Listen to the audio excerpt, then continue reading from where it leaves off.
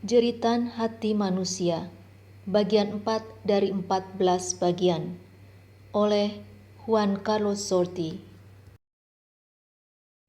Yeremia 31 ayat 31. Sesungguhnya akan tiba waktunya, demikianlah firman Tuhan, aku akan membuat perjanjian baru dengan orang Israel dan orang Yehuda. Yeremia 31 ayat 32. Tidak seperti perjanjian yang kuadakan dengan nenek moyang mereka ketika aku mengambil tangan mereka untuk membawa mereka keluar dari tanah Mesir. Perjanjianku itu telah mereka ingkari, meskipun aku menjadi Tuhan yang berkuasa atas mereka. Demikianlah firman Tuhan. Hal pertama yang Tuhan katakan tentang perjanjian baru adalah bahwa perjanjian yang baru tidak akan seperti perjanjian yang sebelumnya, perjanjian Gunung Sinai. Perjanjian Gunung Sinai adalah sistem agama berdasarkan ketaatan pada perintah-perintah tertulis. Perjanjian baru tidak mengubah hukum yang keras menjadi hukum yang lebih mudah. Tuntutan-tuntutan Tuhan jauh lebih banyak dari apa yang perjanjian lama sebutkan.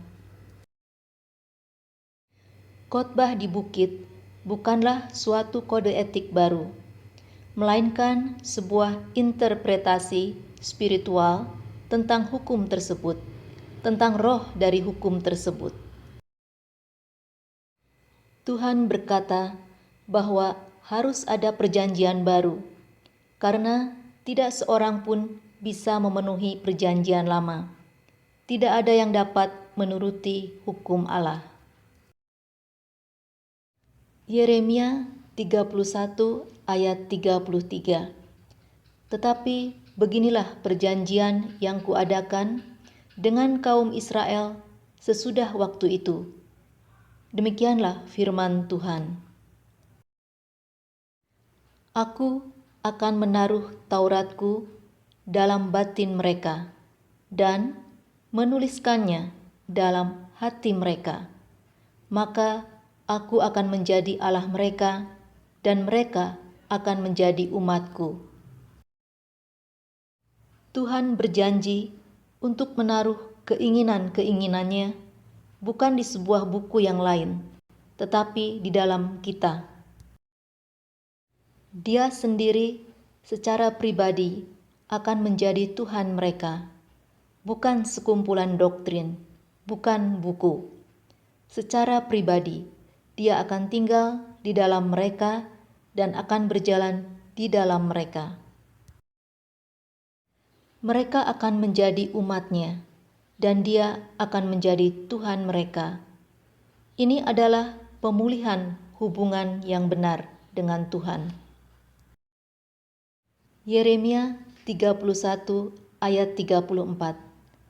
Dan tidak usah lagi orang mengajar sesamanya atau mengajar saudaranya dengan mengatakan, "Kenallah Tuhan." Sebab mereka semua, besar kecil, akan mengenal aku. Demikianlah firman Tuhan. Sebab aku akan mengampuni kesalahan mereka dan tidak mengingat lagi dosa mereka.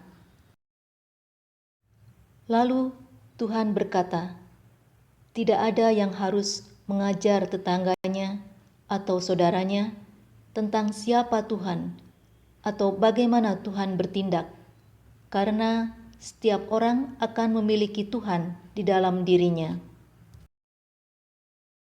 10 perintah diukir di atas batu yang statis. Tetapi perjanjian baru adalah suatu dorongan yang dinamis dari dalam ke luar. Dorongan yang dinamis ini adalah sungai air hidup yang Yesus bicarakan. Ketika Anda melakukan sesuatu untuk memenuhi perintah-perintah, hal itu merusak hubungan Anda dengan Tuhan dan melanggar cinta. Jika kita mematuhi perintah-perintah untuk dapat pergi ke surga, kita mengatakan bahwa Tuhan harus membayar usaha kita. Itu adalah hubungan yang dipaksakan.